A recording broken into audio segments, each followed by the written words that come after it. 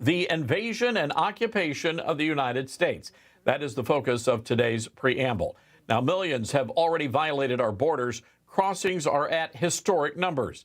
Instead of being sent back to where they came from, the illegals are being given food, shelter, medical care, and plane tickets. Congressman Ralph Norman of South Carolina tells me thousands of illegals are being flown into cities and towns across the nation, all courtesy of the American taxpayers.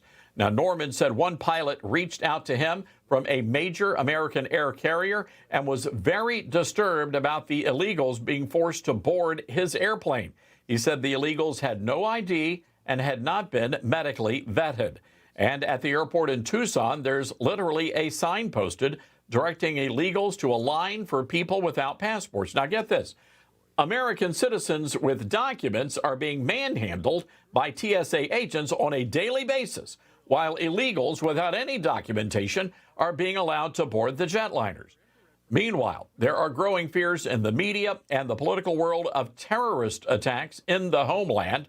Catherine Herridge, the CBS News journalist, said Sunday she is concerned about a black swan event in 2024. Now, Customs and Border Patrol issued a memorandum 2 weeks ago warning agents to be on the alert for improvised explosive devices, IEDs. So far, at least 10 have been found near the border. And just 3 weeks ago, FBI Director Chris Wray told senators he had never seen a time when there were so many threats against the United States. He said the FBI is working around the clock to identify and disrupt potential attacks. Well, here's the thought. Maybe Mr. Wray ought to consider pulling the agents off conservative parents, pro-lifers, and law-abiding gun owners and focus on the clear and present danger facing the nation. Now, the Democrats tell us these illegals, they're escaping horrifying atrocities in war-torn countries. Well, if that is true, why are the illegals leaving the women and children behind? Most of the people crossing our border are young men of military age, wearing trendy clothes, expensive shoes, and just about everybody has a smartphone. I believe we are watching a coordinated effort by our enemies to infiltrate our nation with a covert army.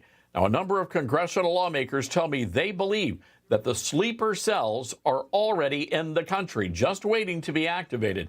It's not a matter of if, but when. That's what our elected leaders are telling us. And fair warning, folks, the October 7th terrorist attack in Israel, it did not start in the big cities. Instead, the invaders targeted small towns and border communities. A sobering thought, as President Biden and the neocons seem more interested in protecting Ukraine's border than our own. Article 4, Section 4 of the Constitution says this: the federal government must protect states against invasion. For that alone, President Biden ought to be impeached.